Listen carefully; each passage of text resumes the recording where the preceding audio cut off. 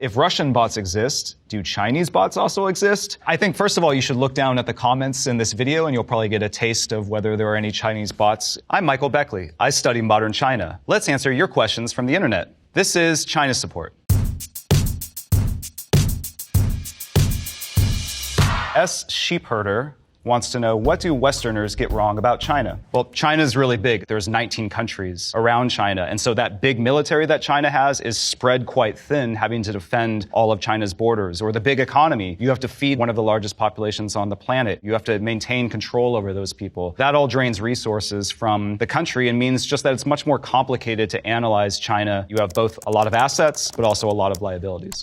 At Snow Lions wants to know, when did modern China start? Let's answer that with a timeline. Let's start in 1911 with the collapse of the Qing dynasty that ends thousands of years off and on of imperial rule. China then collapses into the warlord era, which is every bit as bad as it sounds. Then the Japanese in the 1930s really step up their aggression in China, conquering big parts of it and basically starting World War II in East Asia. The Japanese are defeated in 1945, but at that point the Chinese Civil War comes roaring back between the communists and the nationalists. The communists win that civil war in 1949. They found the People's Republic of China under Mao Zedong. China initially sides with the Soviet Union in the Cold War, but about halfway through they realize that the Soviets are actually their main enemy. That paves the way for the US president, Richard Nixon, to go to Beijing, and at that point China and the United States basically become allies in the rest of the Cold War. The Soviet Union collapses in 1991, and that sets the stage for the US and China to become major trading and investment partners. That culminates in 2001 with China's entry into the World Trade Organization. But especially after the 2008 financial crisis, you start to see the United States and China looking at each other more like rivals, feeling like their economies are under strain and that the trade relationship is not working out as well as they had hoped. And that really paves the way for the era that we're currently in, which is one of tremendous hostility between the United States and China.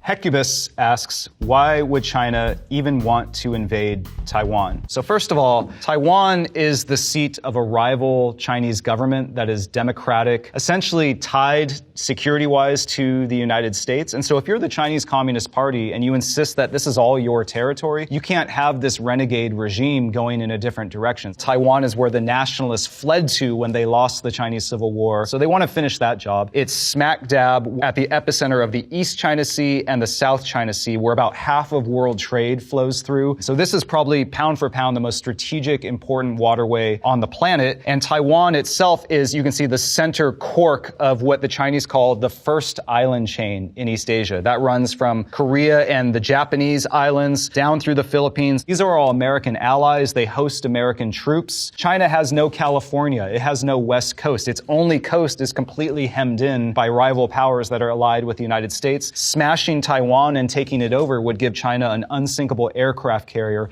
in the most important waterways and blast a hole, not just geographically in the U.S. alliance system in East Asia, but really in the credibility of U.S. alliances, because no one would trust the United States if the U.S. just let Taiwan go down. Every single Chinese leader has said it's only a question of time. We're going to take Taiwan one of these days. Xi Jinping has said that it's a situation that cannot be passed down generation to generation, which some analysts worry means he intends to do this on his watch.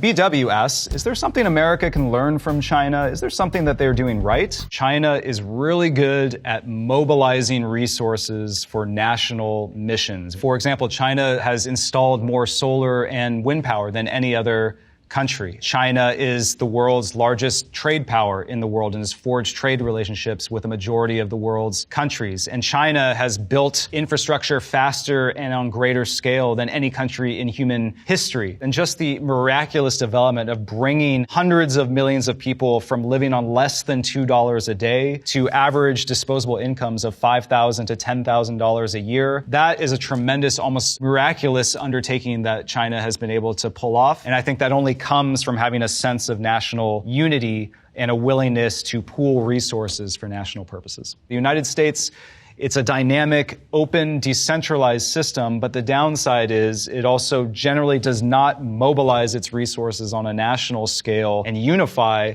unless it's really confronted with a crisis like a global war or a depression. So there are areas of the United States that are neglected in terms of infrastructure. There are neighborhoods that could be built up. There are education systems that are failing. And so that type of rallying resources and coming together is something that the U.S., I think, could look to China. But obviously, you don't want to go too far because part of what allows China to do that is just a lack of civil and political rights for the Chinese people.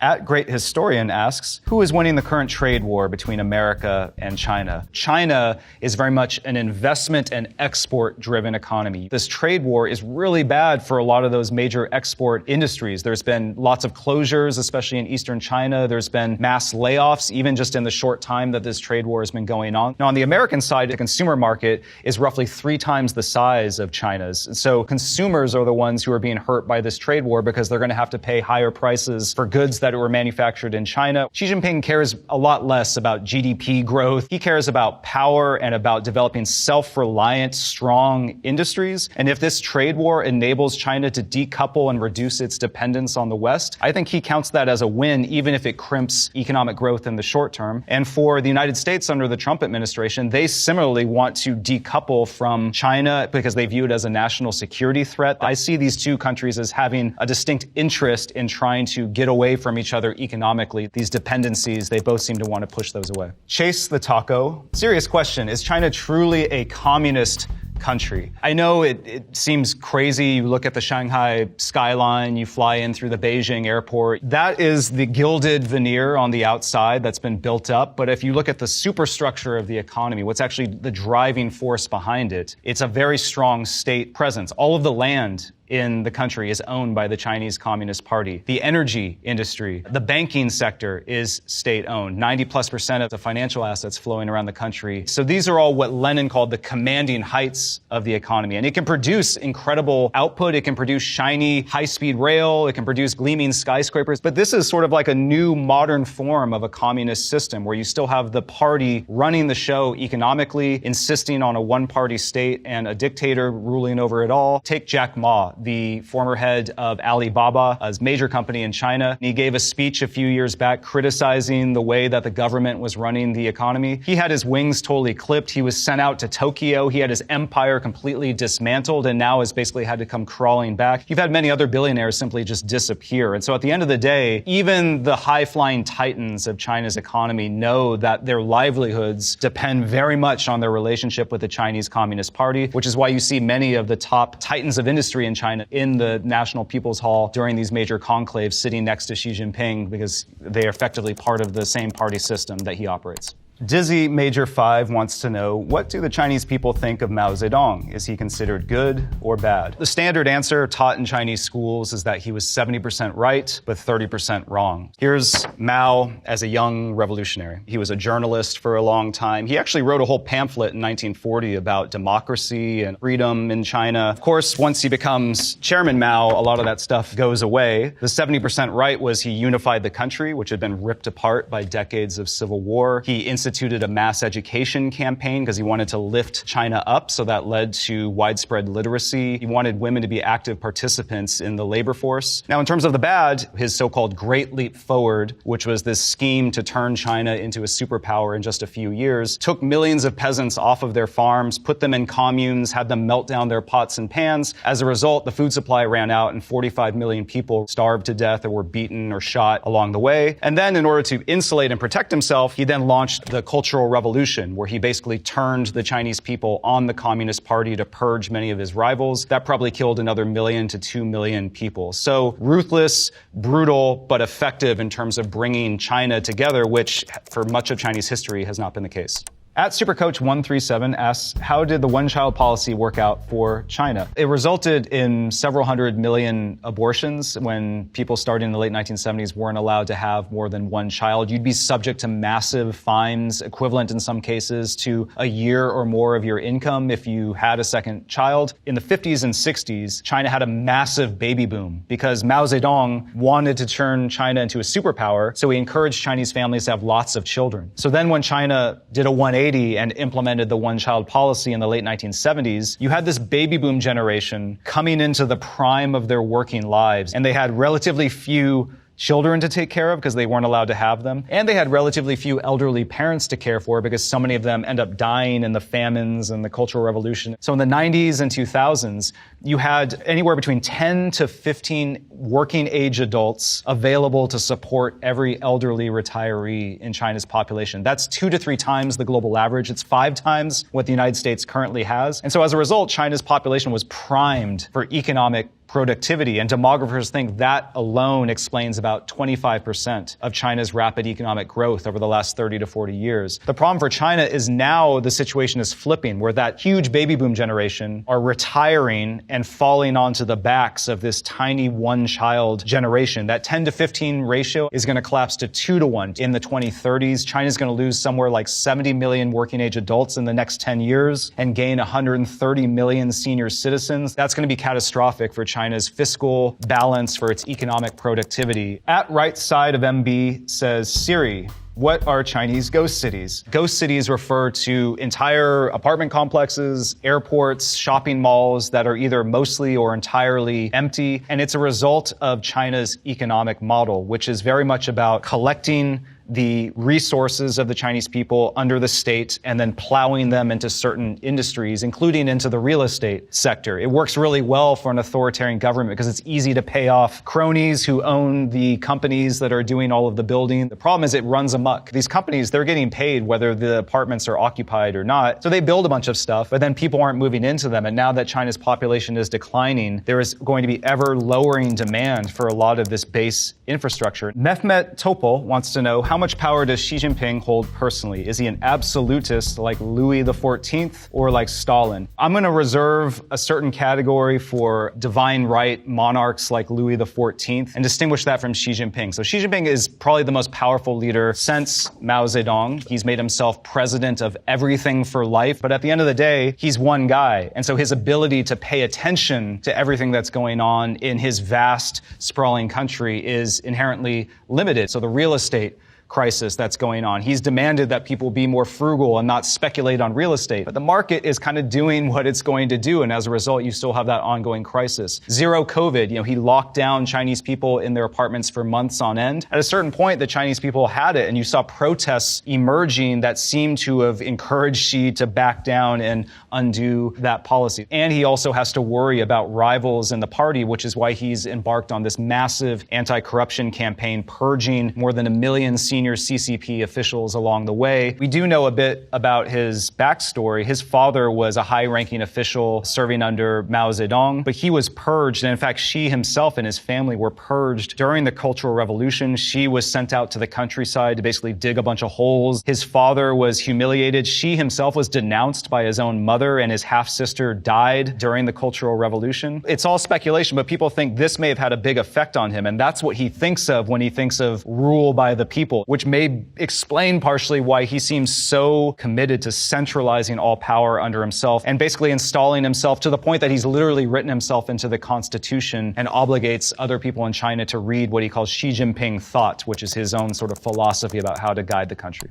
At Nick Moneypenny wants to know, what was China's ultimate role in the COVID-19 pandemic? We don't know for sure because China, the government has gone to extraordinary lengths to cover up how COVID emerged and details about the virus. We know that in late 2019, they basically got rid of a lot of their virus samples that were related to coronaviruses. They floated conspiracy theories that the virus actually came to China from frozen food that was imported from outside of the country. And they didn't really allow international inspectors until very late, and even then when the WHO came to try to figure out where the virus came from, it was a highly scripted, almost sort of like North Korean tour around the facilities, and as a result, we just don't know where it came from. The two major theories are that it either emerged from this wet market in Wuhan because of the animals that were being eaten and slaughtered there. The other major theory is that it emerged from the Wuhan Institute of Virology, which is China's premier place for studying coronaviruses, and we know know the virus itself has certain features that you really only see if it's been modified in a lab rather than naturally. The bottom line is we don't know, but there's a lot of circumstantial evidence that it was done in this lab, which is a center of not just Chinese research, but of a multinational research attempt to analyze coronaviruses.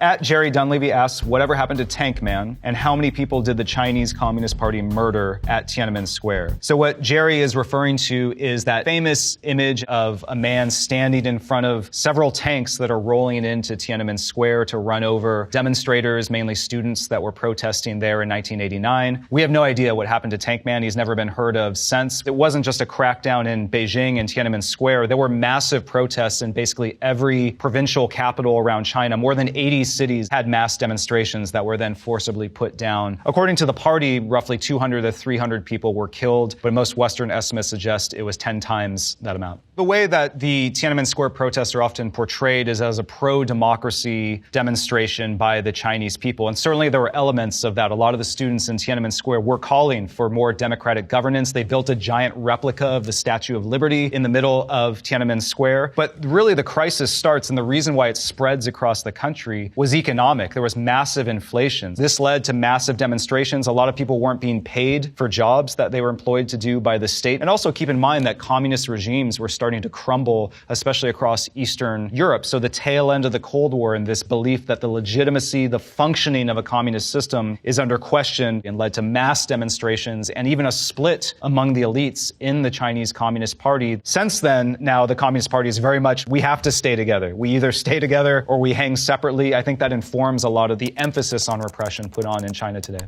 Milton Merlo XD wants to know, how does censorship work in China? So there's an actual propaganda department. That's what it's called in China. They set guidelines about what is allowed to be said and what is not allowed to be said. It's all pretty predictable, criticizing the Chinese Communist Party, promoting democracy, Western liberal methods are all kind of looked down upon and squelched. What the regime then does is they have this vast, great firewall to control the internet, where they use a combination of artificial intelligence and then hundreds of thousands of people that are actually working to monitor China's internet, which is partially sealed off. What the censors really go after is not so much people going off and mouthing criticism about the leader, but much more about trying to organize politically, whether it's a house church or a student group or anything where you get people together who can then talk and then rally and potentially grow their numbers. That looks too much like the start of an alternative political party. And the Chinese Communist Party says, no, we have a monopoly on power. We're the only political party that's allowed to be had in this system,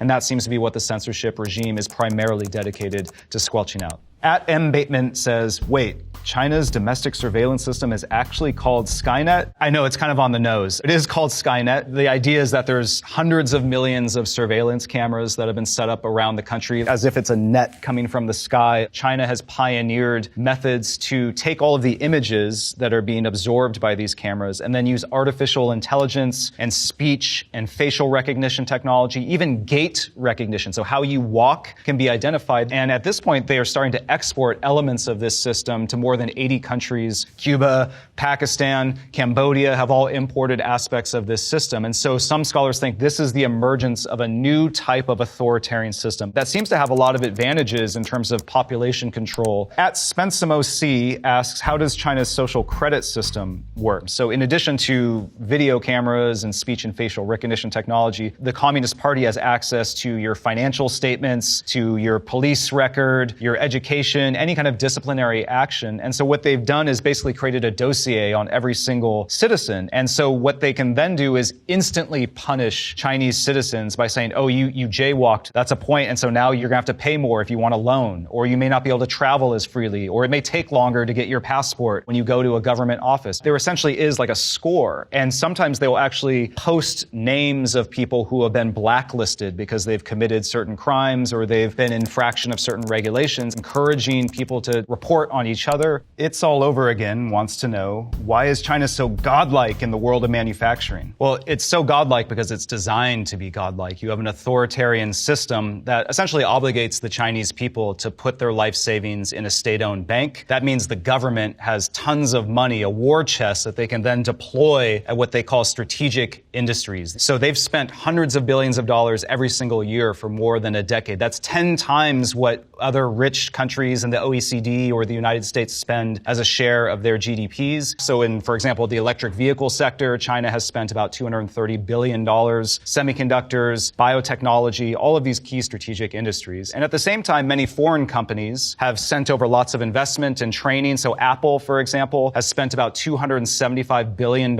in investment in China. That's more than the Marshall Plan that the United States used to help Europe recover from World War II. Apple also trained millions of Chinese workers, 28 million, which is more than the labor force of California. And also a lot of this is determined by their geography. China has a long coastline right in the heart of East Asia, which is the most economically dynamic region in the world. So many of the world's supply chains flow through these waters. In the 1970s and early 1980s, you had China setting up what they called special economic zones, especially in the southeast, in places like Shenzhen, as well as in Fujian province. In some industries, whether it's electric vehicles or in rare earths, China currently produces anywhere between 60 to 90% of the global market. And now China has ports lining up and down its coastline that serve as export platforms essentially for the rest of the world. In addition, China has extremely low labor costs because several hundred million people from the poorer provinces in the West, they move to the richer East Coast provinces to work in factories for very low wages, but that provides essentially a bottomless source of cheap but effective labor for China's manufacturing juggernaut.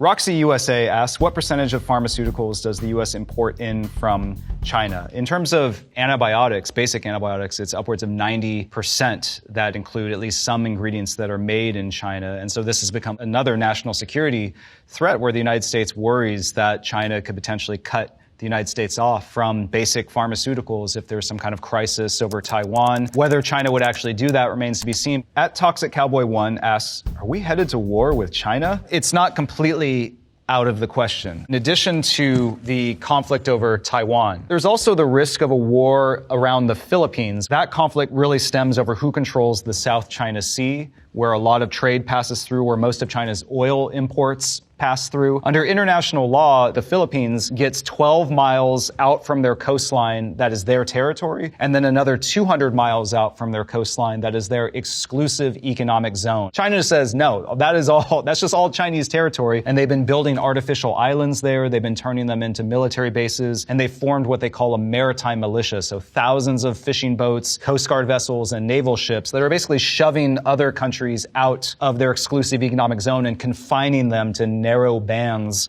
along their own coastlines. The Philippines took China to court in 2016, the World Court, which ruled that China's historical claims to the South China Sea are null and void. And in recent years, China's really been turning the screw on the Philippines. One, I think, to invalidate that ruling and shatter its credibility. But second, because the Philippines has started opening up new military bases for the United States because they say we need some protection from China so that we can have access to our territorial waters in our exclusive economic zone. The Chinese have a saying, you should kill a chicken to scare the monkeys, meaning you should make a bloody example out of a relatively weak adversary to send a message to the more powerful ones. The Philippines have very little offensive air or naval capability, so you just have to worry that Chinese would look at them as a very juicy target. Weak, but symbolically important. At Adam Check asks, is TikTok just a China app to make Americans do dumb stuff to get likes and views and keep us distracted while they take over? The Chinese version of TikTok, you're only allowed to use it for 15 minutes to an hour or so, depending on your age and status. And they also try to insert educational, wholesome content in addition to all the fun cat videos and everything else that people are watching. So I think the Chinese know that this system is maybe not the best thing that kids should be spending all day on. TikTok is owned by ByteDance, a Chinese company. Under Chinese law, ByteDance is required to hand over data to Beijing whenever and in however much it wants it. It's like putting a Chinese spy balloon in your cell phone with your biometric data,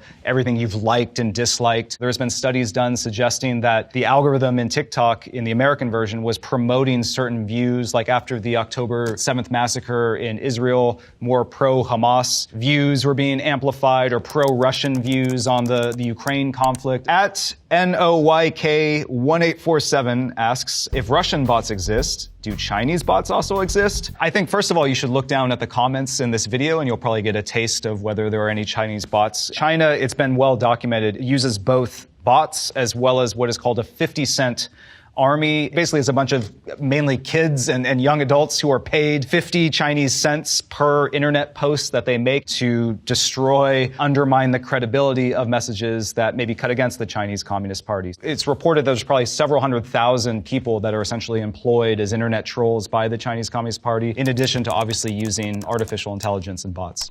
At Psalm69 asks, why would China want Tibet? I think it becomes very clear when you look at a map of China. You can see that most of it is the highest mountains in the world, the Himalayas, and a lot of it is also desert. And so most of China's population is packed in here, and they're desperate for water, as well as strategic space to defend themselves against enemies. And so Tibet, which is in this area here, is highly strategic. For one, a lot of the glaciers up in the Himalayas are where the major rivers of Asia start, both flowing down into China, as well as flowing down into Southeast Asia and into India. So if China can control that territory, it controls the source of vital water supplies. At the same time, China and India, which is now the most populous country on the planet, have a long-standing rivalry, and Tibet is the high ground, literally looking down onto India. In addition, the Chinese Communist Party essentially inherited the borders of the previous Qing dynasty empire, which included Tibet, led by the Dalai Lama. And so when China took over Tibet and conquered it in 1951, the Dalai Lama fled to India and has been running a government in exile in India ever since. This next question is from Tapestry Girl. Mom says China could take over the United States because they own our debt. China does own some U.S. debt. It's in the 3 to 4% range. It topped out at about 7% about a decade ago, generally in the form of treasury bills. And a lot of this emerges just from the economic relationship between the United States and China, where China is exporting a lot of goods to the United States, and the United States will often pay for that essentially with a piece of paper that says IOU in the form of a treasury bill. Analysts have looked at whether they could use this as a coercive weapon and basically concluded they'd be shooting themselves in the foot. The value of that asset would suddenly plummet.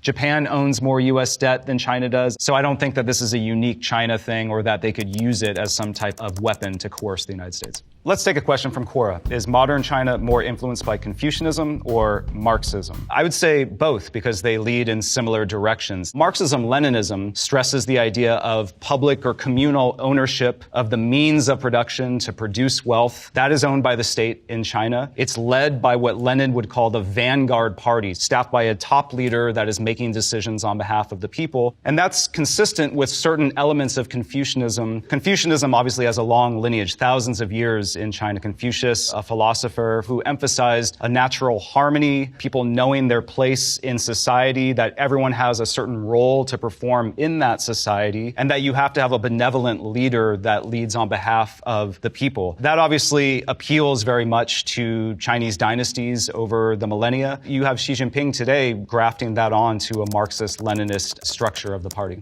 At Gus802 asks, what happened with the Chinese spy balloon hysteria? In January 2023, the United States detected a balloon floating over areas, including a nuclear missile silo in Montana. What it was carrying was all this advanced surveillance equipment that was about the size of a regional jet airliner. So we're talking about a major piece of hardware floating around. China's done this in more than 40 countries. In Japan, over Taiwan, they've been floating balloons, even potentially over American bases in Europe. And there's a fear that China is testing out this alternative surveillance system because balloons emit almost no radar signature. They're really hard to detect. They hover around 60,000 feet, which is higher than a commercial airliner, but below satellites in this area where people really aren't looking. It gives China eyes and ears over sensitive U.S. sites that otherwise they wouldn't have. The U.S. sent a fighter jet up eventually to shoot it down, and then the U.S. grabbed all of the technology that was there and observed the balloon's flight. That might have actually helped U.S. intelligence more than Chinese intelligence. At All Four Stops asks, who is winning the tech war between China and the United States? I think they are each dominating different types of technologies.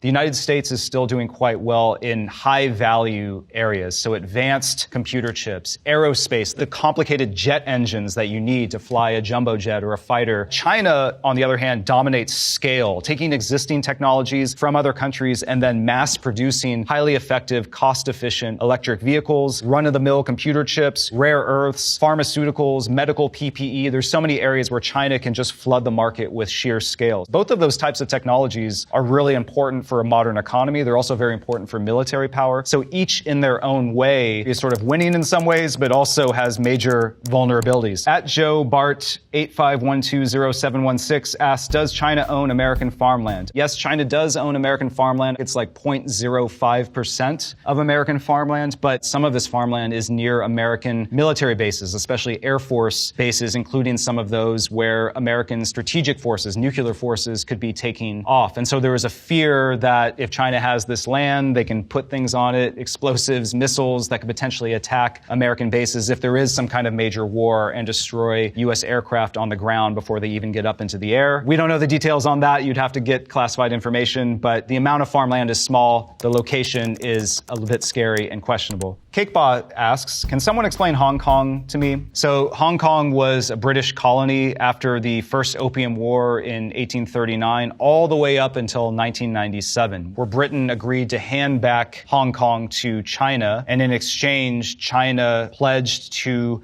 grant Hong Kong a, quote, high degree of autonomy. Because within Hong Kong, there was a different rule of law. There was an independent judiciary. So you saw massive protests there over the last 5 or 6 years when China was basically trying to erode a lot of those freedoms, crack down on the press, crack down on the free flow of investment, and also on the way that the Hong Kong government is selected. The Chinese government passed national security laws that made it possible for them to remove protesters, take them to mainland China. So at this point, it seems like Hong Kong has basically become another large cosmopolitan but ultimately Chinese city run by the Chinese Communist Party. Iron Lover 64 asks, how does the quality of life for the low class in China compare to that of the United States, let's say in a red state? So why don't we compare the poorest of the poor in China to, say, average wages in Mississippi, which is the poorest state. For China, roughly half the country is living on something like $5 to $10 a day. In Mississippi, that's going to be 3 to 4 times that amount. There's a lot more obesity in a place like Mississippi than there is in China. On the other hand, in rural China, you have a severe problem of malnourishment and rudimentary healthcare. Researchers at Stanford went out and they found that roughly a third of rural children, their IQs are around 90, which is really low because of malnutrition from a young age, a lack of education. The average education level is about an 8th grade or 7th grade level in rural China because high school costs money. And so a lot of Chinese families, their kids will just drop out of school. And the other issue is that your citizenship in China is tied to your locality. And so if mom and dad go to an eastern rich coastal province to work in a factory, they can't bring their kids with them because they won't be allowed to go to school. So they're just sending money back and maybe only seeing their kids a few times or maybe only once a year. So just in terms of the basic healthcare and education level, and then just in terms of the amount of wealth that someone in Mississippi might have versus someone in poor rural China, it's a very stark difference. At Captain Trips 333 asks, what's going on with the Uyghur Muslim population in China? So there's about 10 to 12 million Uyghur Muslims. They live mainly in a province called Xinjiang, which is in the western part of China. Basically, since 2017, China set up what they call re-education centers or vocational education centers, what people in the West have called concentration camps, and what the U.S. government deems an attempt at genocide, and basically put in 1 million to 1.5 million Uyghur Muslims, so a substantial part of the population in these centers. We've heard from people that have come out of them that there's a lot of indoctrination, that they are enforced to renounce their heritage and to learn Mandarin and basically to assimilate with Chinese society. A big part of what the Chinese Communist Party is about is making sure a Soviet-style collapse never occurs in China. And one of their theories about why the Soviet Union broke apart was that the Soviet Union was like one of those Hershey chocolate bars that's divided into little squares that you can break apart. It was these disparate republics that all went their own way when they suddenly could. So there was a fear that a minority region like Xinjiang, where these Uyghurs were living, was going to try to separate from the mainland or was going to become a base of terrorism directed at China. So unfortunately, the Uyghur Muslims are experiencing severe repression right now under the Chinese Communist Party. Lo Farafale asks, does China support or promote communism around the world? I don't think China is promoting communism anymore the way that the Soviet Union used to bankroll revolutionary movements. They have engaged in this Belt and Road initiative where they've loaned out more than $1 trillion to more than 100 different countries, mainly so that those countries can employ Chinese companies to build infrastructure on their territory. So whether that's building ports or roads or soccer stadiums or what the Chinese call smart city systems. There's a port in Greece, for example, that is highly profitable. It's an important, valuable piece of infrastructure that China helped fund and build. 1 out of every 3 infrastructure projects in sub-Saharan Africa over the last 20 years has been built partially or entirely by Chinese companies. So you see a massive spread of infrastructure. And part of the reason really stems from the 2008 financial crisis and the resulting trade protectionism that was emerging, backlash against Chinese products. The Chinese decided we need to open up new markets. We can also get these countries more hooked on our ecosystem of technology standards, 5G networks, smart city systems, and that way we'll have dominant market share in a lot of these areas that are going to be really the growth of demand in terms of consumption going forward. They also bring that surveillance system that allows would-be dictators to keep easier tabs on their populations. At Ostinati asks, what happens when Xi dies? Who's next in line, and will they be good for China? I think chaos could potentially ensue because he has not designated a successor. He's written himself into the constitution. He's basically treated like a demigod in terms of Chinese propaganda. And if you look at the history of the Chinese Communist Party, there has only been one completely orderly and peaceful transition of power, and that's when Xi himself came to power. All of the previous leaders, it was a vicious power struggle and there was split authorities. So for example, Deng Xiaoping is purged and then eventually comes back to power and has to put down his enemies and imprison them in order to take the helm. Then Jiang Zemin comes to power after the Tiananmen Square massacre in 1989, basically because the party realizes it needs to unify behind a candidate or they're just going to disintegrate. Then when Hu Jintao comes to power, Jiang Zemin is not willing to give up a lot of his power, and he keeps himself as commander-in-chief even after Hu Jintao becomes president and general secretary of the country. It'd be like as if Joe Biden was still head of the Pentagon and the military and commander-in-chief, even though Donald Trump is now president here in the United States. In other words, in Chinese politics, it's very rough and tumble, even though it happens behind closed doors. Chaos is entirely possible, and if you just look at the broad sweep of Chinese history, vicious power struggles tend to ensue. Some people hope that you'll get a Chinese Mikhail Gorbachev, the Soviet leader who made nice with the West and liberalized a bit at home. I think you might actually get a Chinese Vladimir Putin. It seems like the one thing that everyone in the Chinese Communist Party can agree on is that the Chinese Communist Party should continue to rule China in perpetuity. So those are all the questions for today. Thanks for watching China Support.